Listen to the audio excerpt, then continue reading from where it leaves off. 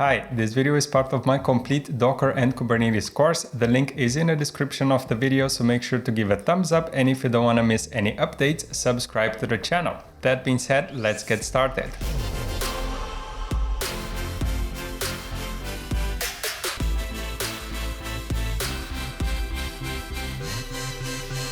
Hello and welcome back. I know that I said I don't want to extract this validation here to its own middleware, but it's really bugging me.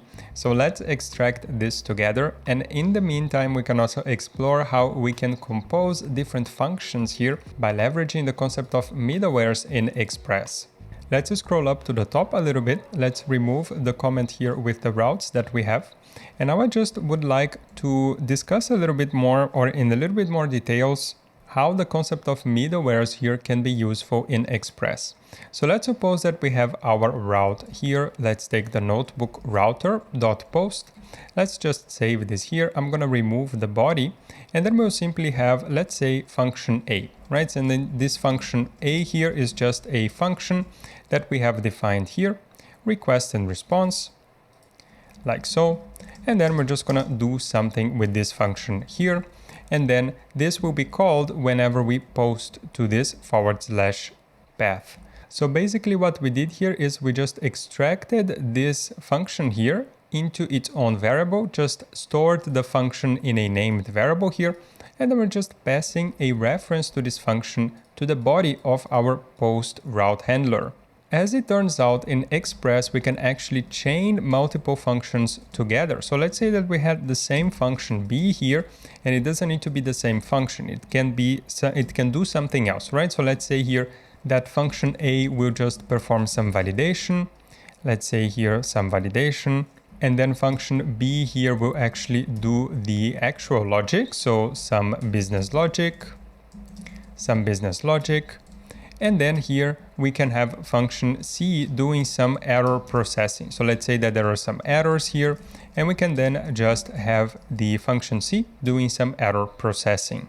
From Express perspective, any of these functions could actually be used here. So function A can be here, function B can be here, function C can also be here.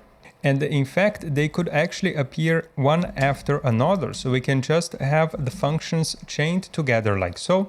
So whenever someone sends a post request to this route, it will first trigger function A. We're going to execute this function here. If everything goes well, we have a way to inform Express by having another parameter next here and then calling it at the end of the function. So we can call next, and what Express will do is it will jump into the next middleware. The next middleware here will be the function B, which will do some business logic. If we ran into any errors here, then we could call the next function. Let's call the next function here with whatever errors we incurred, and then Express will look for an error handling middleware. Error handling middlewares need to have 4 arguments. The first one being the errors that are received here as an argument to the next call, and then request, response, and then the next function as well. As long as we define a function with 4 arguments here, Express is smart enough to place this as an error handling middleware. So this is one example of a more complex routing setup in Express, and I know I'm going into Express specific stuff here, but I want you to understand what is happening when we are extracting the validation into its own function. So basically we want to implement this function here, the function A, and then we want to add this function before our function here that is actually handling the request. Hopefully this is clear, and I understand this is a very high level explanation here, and if you haven't implemented this might seem a little bit confusing, but just bear with me as we implement function A or the validation right now. Let's remove these comments here and let's scroll down a little bit more. Let's extract this into its own function. So I'm just going to copy this code here, and at the very top we will say const validate ID, and this will be once again a request and response, and now we need the next argument here, and all we're going to do is we will extract the ID from our parameters, and if this ID is not valid we will return a status of 404. And if it is valid, if we don't enter into the if condition here, we will simply call the next middleware like so. We can now add this as a middleware, as a step prior to any route that needs to handle this ID. So the get route here is here. We can add this validate ID like so, and this will just be a reference to our function that we have defined here. So if we scroll down a little bit more, we can now remove this, and let's just use the request.params.id. We know here that this is a valid ID because we have the validate ID middleware beforehand. If we did not have the validate ID middleware beforehand, then we would have to validate this ID in every request handler. Let's do the same here for the others. So let's copy this, let's paste it here. Let's then remove the ID and the validation from here. And we're just going to say here find by ID and update. That's going to be the request.params.id like so. And the same thing for our delete method. Or for our delete route handler. We're going to have validate ID. Let's save this. We don't need to have this validation anymore. And then we'll simply say request.params.id. Awesome. As you can see here, we were able to reduce the code duplication. We have removed all this duplication here from 3 routes.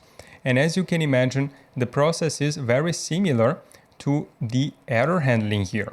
But I'll leave the error handler to you in case you want to tackle this as a challenge. Just keep in mind that for error handling, we need to define a function with 4 arguments instead of 3, right? So instead of 3 arguments that we have here, we would have an error, and then let's say that this is our error handling. And this function would then be called whenever we call next with a certain argument. This would be our error. If next is called with an argument, then this argument will be available in the error parameter of our error handling function. Just some tips in case you want to tackle the error handling as well. Let's then just make sure that our API is still up and running. Let's send a GET request to our notebook that already exists here. Let's send an invalid ID. So let's just remove this here. This is an invalid ID and we get notebook not found. If we were to send a put request, this is also the case. So let's send a put request here with an invalid ID and a delete request with an invalid ID. So we get the error handling correct here. And if we were to now add a valid ID and just let's try to update our notebook. So let's just send a put request here. We're going to say updated description. Let's send this and then we get the response back. We can confirm that this notebook is updated by sending a GET request and comparing the data here with the previous state and confirming that the description is updated. Awesome, that's as far as we will come with the Notebooks API. So that's a great moment for us to take a short break and come back in the next lecture.